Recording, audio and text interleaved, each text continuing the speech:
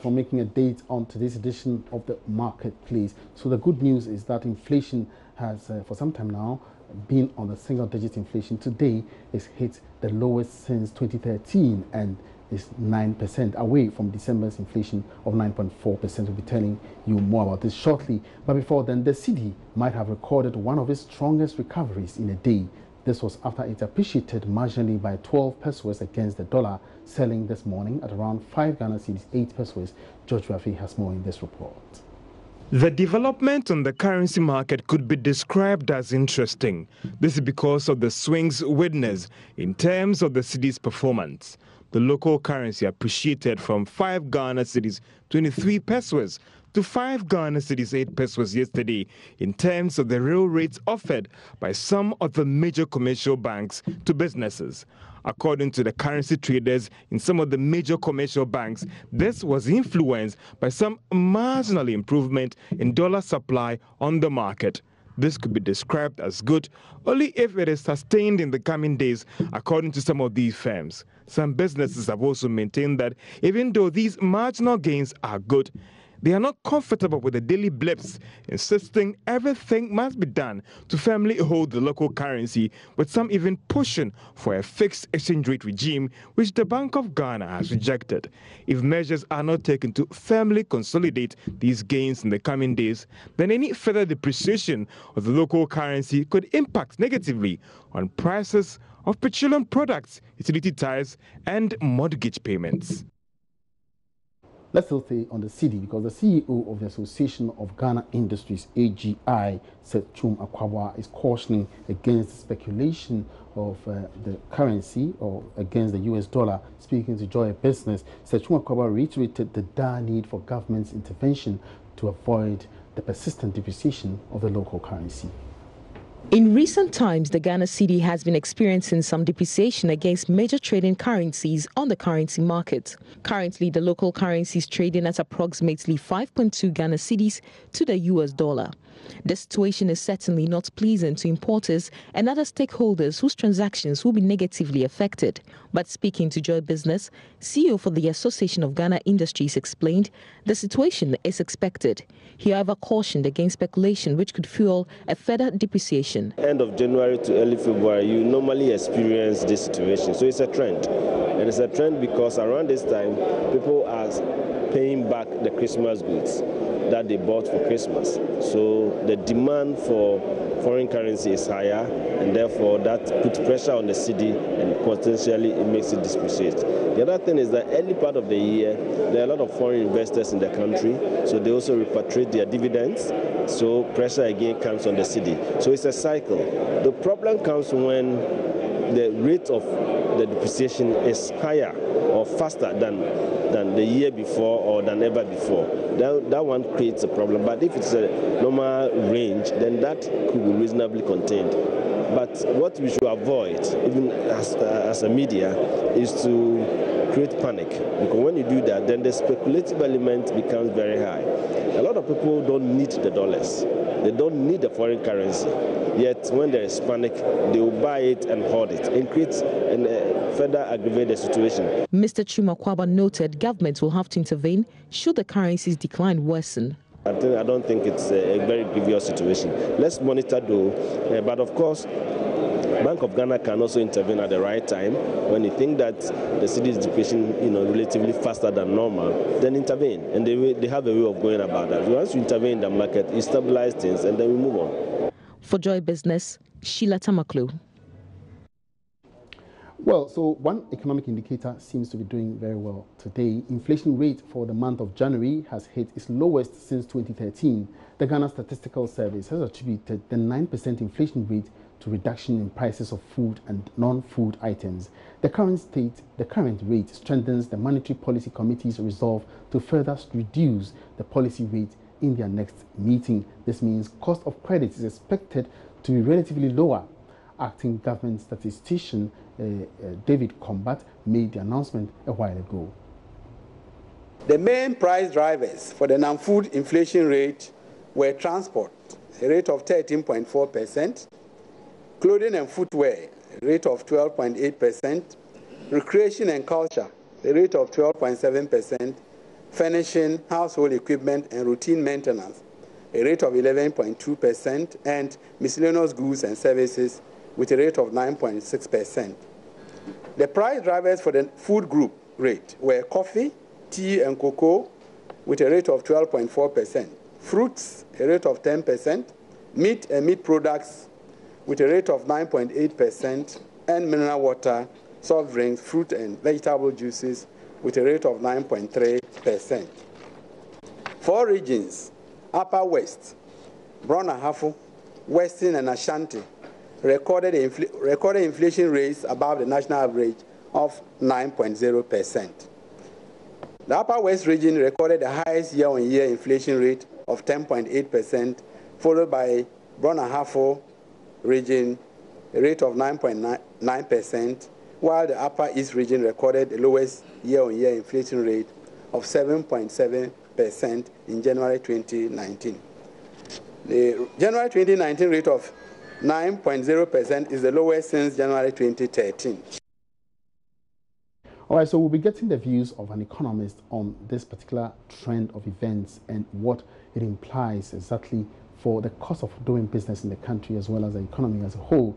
But until we get through to him, let's move on to other stories. President Akufo-Addo has inaugurated the Presidential Financial Stability and Advisory Council to help ensure speedy resolution of financial challenges at the macro level in the country. The president cautioned members of the council never to compromise with issues of national interest. We have been patient enough to await the implementation of the agreement since October 2017. However, SNIT has refused to apply the agreed terms of calculating. The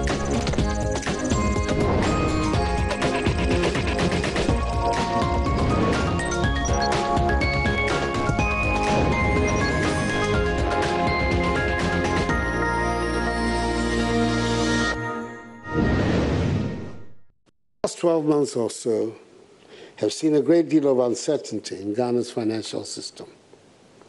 The collapse of a number of commercial banks, the subsequent takeover of UT Bank and Capital Bank by Ghana Commercial Bank, and the consolidation of 5 others into the Ghana Consolidated Bank have all hit at the core of the weaknesses of the banking system.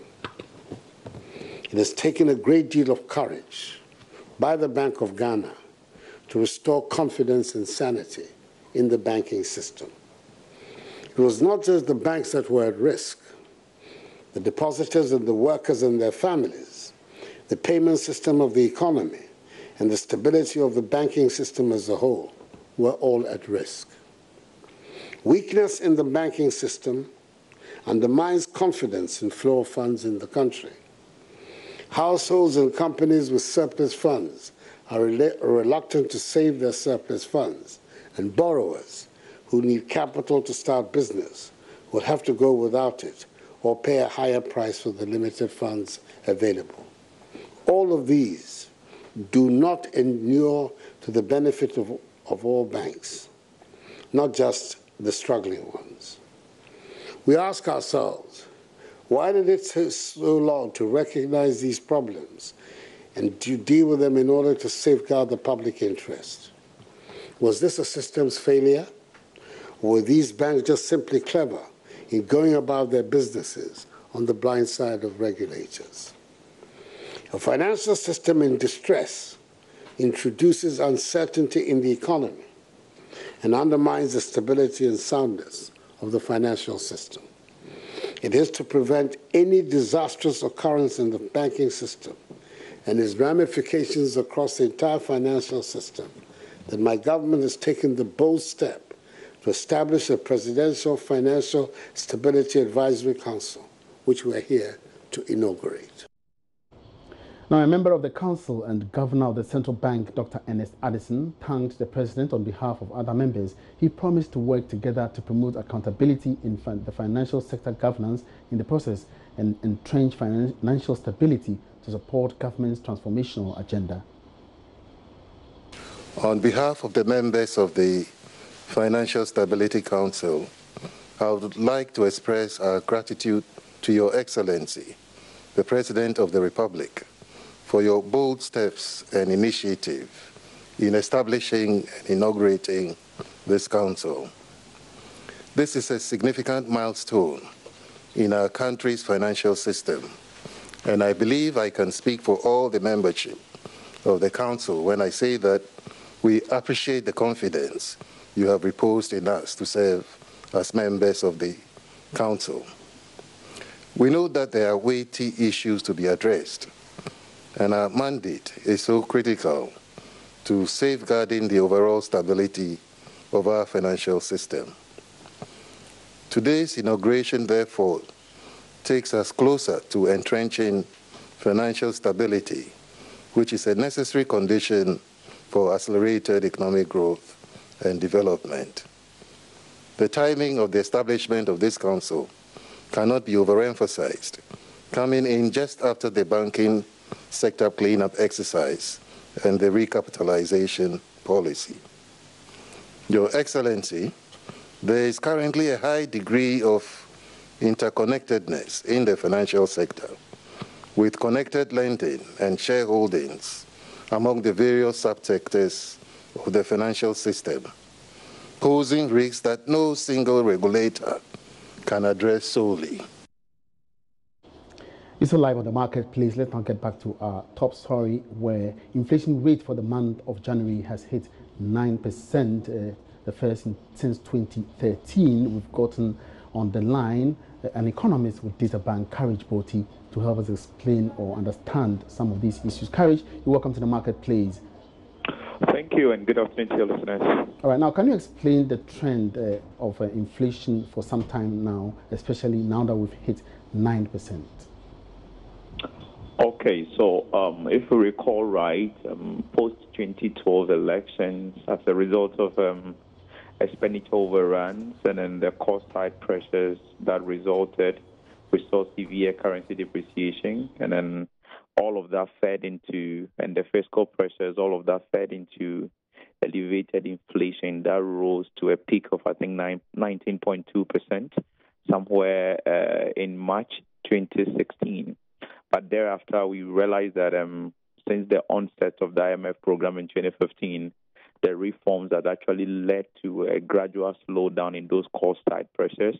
And then because government haven't been spending as much because of the expenditure controls in place, and then a complementary monetary policy regime that effectively prohibited government now from going for central bank financing, and then all the other controls that have been in place since the onset of the IMF program, we have seen both cost side and demand pull factors subside significantly, which has brought down what we call the underlying inflationary pressures, down significantly. And that has been a big part of why inflation since, I think, September 2016 has been trending down from that peak all the way to 9% as we see it today.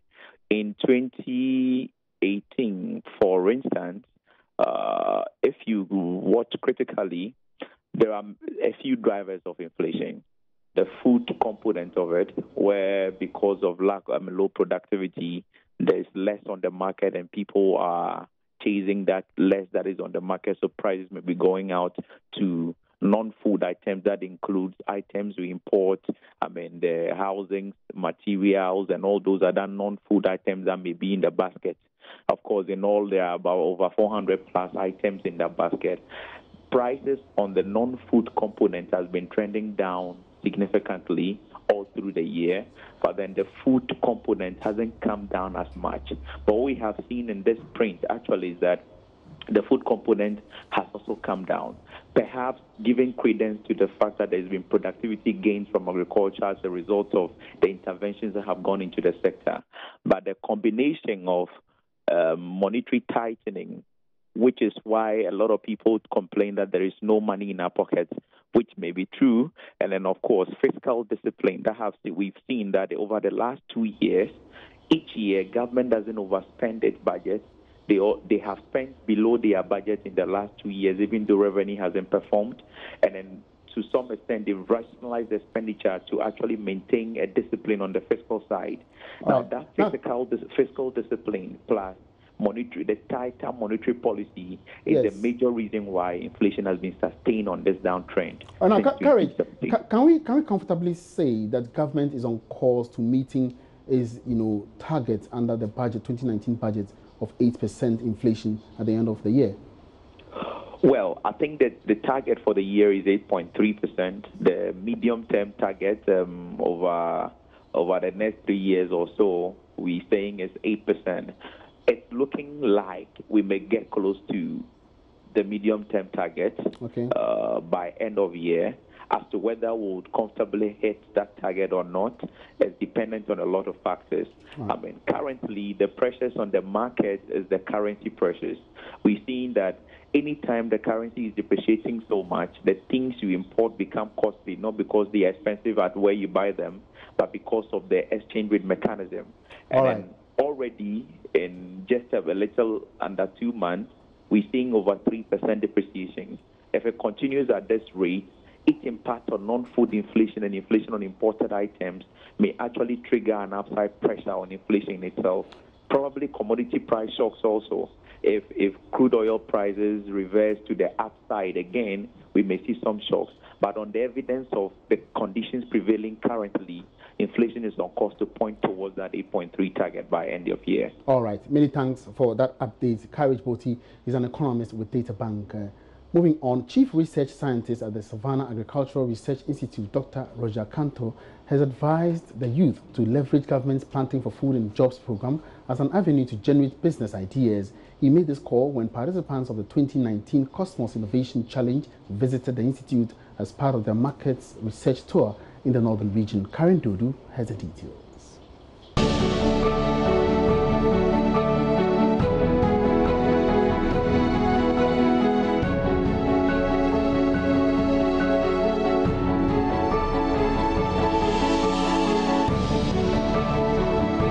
As one of the 13 branches of the Council for Scientific and Industrial Research, CSIR, the Savannah Agricultural Research Institute, SARI, has the mandate to provide farmers in the Northern, Upper East and Upper West regions with appropriate technologies to increase their food and fiber crop production based on sustainable production systems which maintain and increase soil fertility. During a visit to the institute by participants of the 2019 Cosmos Innovation Center Agritech Challenge, research fellows at the institute took turns to educate them on various opportunities within the agricultural value chain. Advising government on key research and science issues. Chief Research Scientist at SARI, Dr. Roger Canton, noted that government spends hugely on importing some seeds like yellow maize from Brazil and other seeds from neighboring Burkina Faso. He urged the participants to consider seed production as an avenue to not only generate income for them, but also save the country lots of foreign exchange.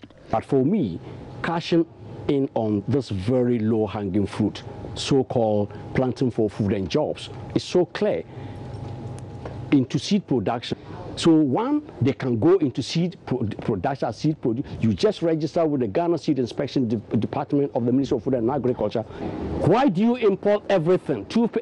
But if we go into production, we will not look for. People will rather come and pay dollars to us and buy our seeds. He added that SARI is open to offer any assistance to all interested parties, such as the KIC Agritechies, in terms of research findings to aid in the seed production business. So they can go in quickly as young men with the knowledge to set up seed companies, and they can even either you start. There are so many projects that are helping, and I'm told customers, if you write a good business proposal, they are prepared to help, and we can help to review and support them. So you go in and take crops like soybean or rice or maize, which are the 3 key crops, and sorghum. The government is interested in, and you can grow these crops across the country. Currently, only about 11% of farmers nationwide use improved certified seeds for production. From Tamale in the Northern region, Karen Dodu for Joy Business.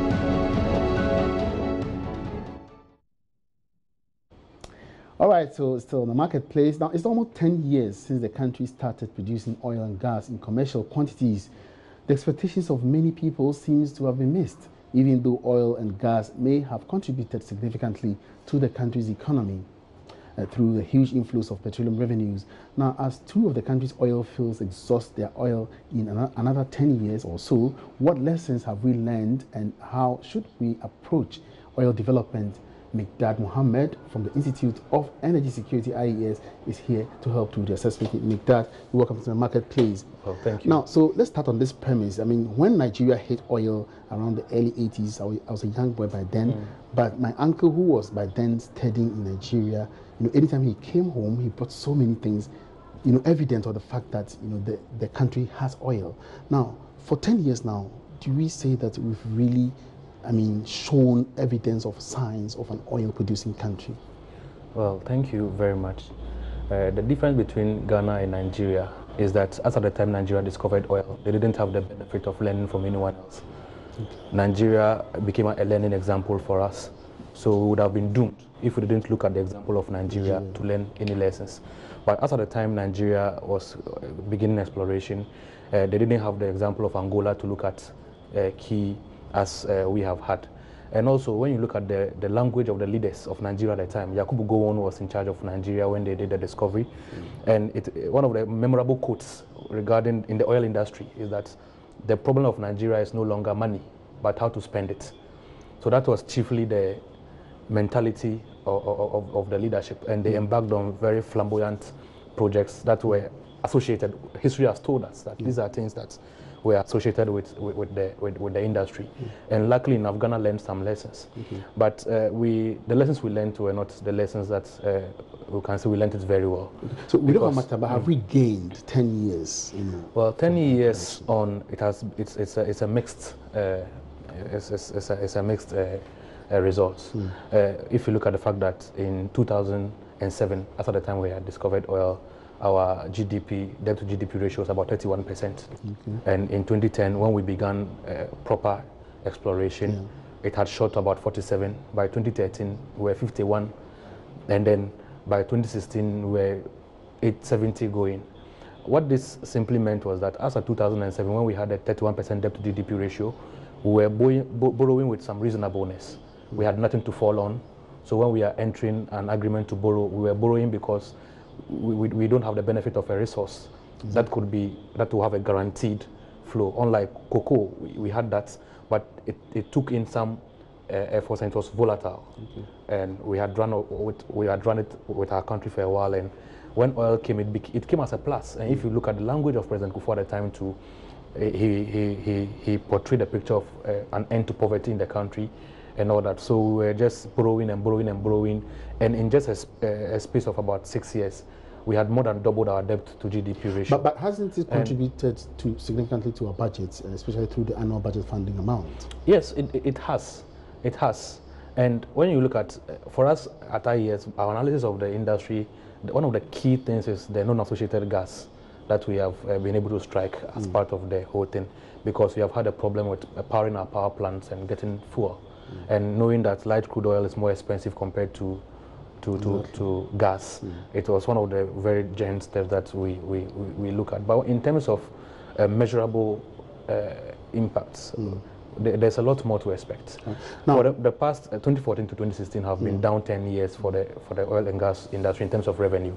And we hit the peak 2017, 2018, and then this year for the first quarter, we have more than doubled what we got from the first half of last year. Now we'll certainly have to return to this particular topic again, but in 30 seconds, how should we approach the next 10 or 15 years before we exhaust our... The next 10 and 15 years, we should enforce the rules of our institutions. When PIAC goes into report and says that the ABFA amounts that were supposed to be used for infrastructure investment were not used, and government treats PIAC report like just another report because it doesn't have a teeth to bite, and their annual funding is based on the amount the Ministry of Finance will give them, we'll keep going back and coming to have this discussion because the oversight institutions are not grounded enough to bite and enforce their reports and findings. All right, many thanks for your time. Mikdad Mohammed, final words is that we should enforce the rules of engagement of our oil and gas industry. Ending this particular segment and ending the show today. My name is Emmanuel Abuaji. We have many thanks for your company. Have a good afternoon.